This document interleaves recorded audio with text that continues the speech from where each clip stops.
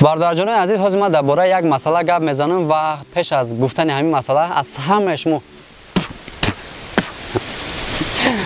Бародарҷонои азиз, ман дар як масъала гап мезанам, як масъала дар равшанӣ меандозам ва пеш аз гуфтани ин масъала аз ҳамаи шумо эҳтиромона хоҳиш мекунам ки наранҷен, аз ман хафа нашавед. Ин гапҳо то ка дахл дора ҳамун шахсоне ки ҳақорат қатӣ машғуланд. Бесабаб ягон кас бесабаб мебинад маъқул нест, рожат маъқул нашад, ай модар ҳақорат карда рафтаанд мегира ку. Ин хеле одамода дахл дора. Ҳамон одамое ки дар комментария фақат ай модару ай апаву ай хоҳар ҳамин фақат коршон ҳақорат ай неважна. Свети видео безаб омад ҳақорат, нархи мошина хато гуфтӣ ҳақорат, ягон кори нито кардӣ ҳақорат, видео просмотр гирифт ҳақорат. Хай хулоса фаҳмиден бародарҷон, дигаро дахл надора. Шахсоне ки мисол дизлайк меонед, шахсоне ки менависен брат ин корот хатои дигари корта накард, шумо дар респект, раҳмат, ҳамаи шумо дар уважение бар хотире ки шумо хатоги мая гап мезанед, не ки ҳақорат кунед.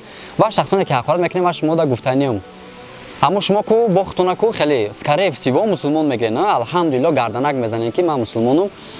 Охай мусулмон ки бошен, мая мусулмонам, алҳамдулилло мая мусулмонам, ту мусулмонӣ. Мусулмон по религия бигири, бародари мусулмон ая, мисол ман бародари ту мешам. Вақте ки модари ма, модари ту мешам, модари ту, модари ма мешам. Ту модари ма ҳақорат мекунӣ, модари хит ҳақорат кардаги ҳисоби. Ту ака ба гуфти хит бо мусулмонӣ виҷдон дошта бошӣ, ту модари хит ҳақорат мекунӣ, ба фикрем ки бародарои хитонам хеле ҳақорат кардан мегарден, мисол бародари хунӣ падари модаритона.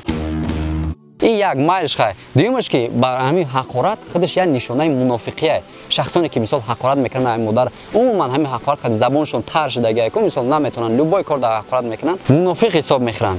Уже метонед ки смело хитона мунофиқ ҳисоб кунед. Барои чӣ ман хеле гуфтастам, ҳоли ҳамин камай, ҳоли ҳаман мулоим гап задистам. Вақте ки ман медонам дуруи видео комментария мен бе ягон ҳичи ман ягон тайтраку лично намешносум, ҳақорат любой марка ҳақорат ҳаста дар комментария. Представь кунед ки шуморо як кас ҳақорат кунад бе чӣ, дара рафтаста як кас мехапад, ту фалони фалон кунам, тура фалон кунам, ам халим бесмадон кунам, ҳақорат мекунанд. изо намекашен шумо, ба ҷои ҳақорат бисем бирен ҳамун зиндагитона бинен, бирен як фикри хонаву дари хитона кунен, фикри як пешравӣ хитона кунен.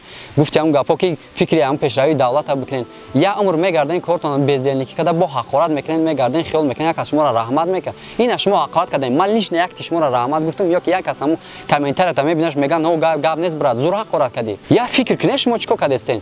Модари ман модари шумо меша, модари хитона шумо ҳақорат кардестен. Я нангу номус дорен камтар.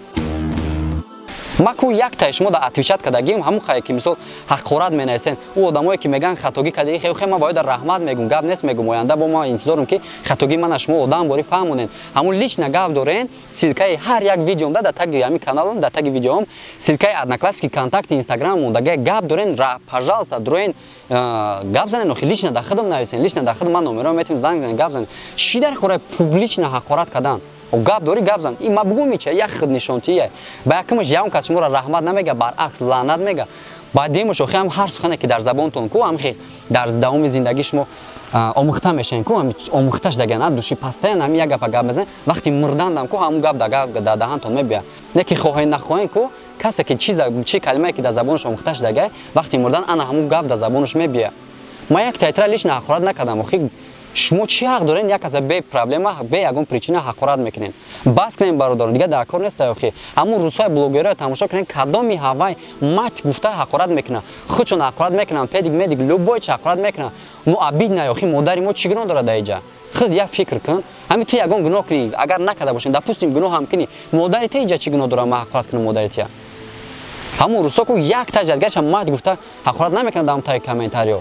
Бас кунед бародаро, дига дар кор нест ҳамин ҳақорат пақорат. Ба ҷои ҳақорат хатоги якдигара гап занем, якдигара дастгир кунем, пеш равем. Бародарҷоно шахсоне ки мисол якум бор ман тамошо кардед, бахши ин формати видеои ман нестай.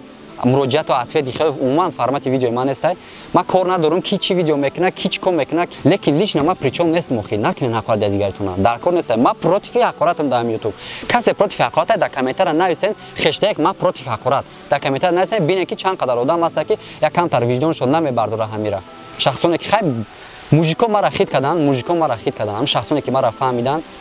Ҳаматон дар уважение як бор дига бо шумо буд Некрус. Видеои нав интизор бошен, видеои нав дар бораи ҳамин проектҳои навай, видеои интересна дар оянда интизор бошен. Бо як бор дига мегум, дар паноҳи Худо бошен. Аллоҳ ҳамаи шуморо нигаҳбон боша. Худтон эҳтиёт кунед, ҳақорат аз забонтон дур кунед, ба ҷои ва як калимаи шаҳодат интихоб кунед. Саломат бошен, ҳама каса дар паноҳи Худо. Пока. хай дӯстони азиз мегзарем ба мавзӯи асосӣ. ҳамин мисоли шумо ҳозир хабар дорем ки ман рӯзои охир, точнее рӯзои охир не, моҳҳои охир фақат аз нарху навои мошинбозор дар шумо гап задастам. Оянда дар як проекти навай иншолло агар худо барори кор матия мавай ба шумо хеле пешкаш мегардонам. Ин проект кам ин навигари ҳисоб мехӯрад. Точнее навигари дар каналҳои блогери русо ҳаста, не ки дар канали тоҷикот нест оли хеле контент. Скорее всего и камтар қиинтара. Агар айудаш буром хеле качестваш нормальный, когда тонум передавать, когда тонуш буда. Мам хеле видео снимать мекунам, натонум агар. Хай ҳозираш ҳамин нарх навои мошинбозор рафта шумо да хабар гирифтан мегирем ва ҳамроҳум як бародари дигай ваям канал кушодагия хеле шуд каналша ваям мошинбозор мера мебиям. Мисол мошинбозор Душанбе Ҳисор Қатимай кадоми дагар надонед Ҷавонон ТВ ссилкаша дар таги ҳамин видео мемонум ва подсказкада мемонум. Дуроин канали вайдам мошинбозор як ҷоя мисол снимат мекунем, мисол ва канали вайдам ҳаст ай нарх наво. Кадоми дагар мақбул боша, хоҳишмандо бошанд, марҳамат дуроин дар ҳамин канал бинен видеош, хай видеош ранги видеои маҳай дуроин мақбултон шава, подписатсия кунен. И бародари хубай мисол як ҷо калон шудагем ташне бародарай роднояй иногда маям да у канал баромад мекунем, мисол видеои маям давай канал мешава, видеои вай иногда да канали ма мепартоем. Хулоса кадоми мақбул боша дуроин подписатсия кунен, лайк монен, ай номи канали ма да канали Ҷавонон да комментарияш салом расонен.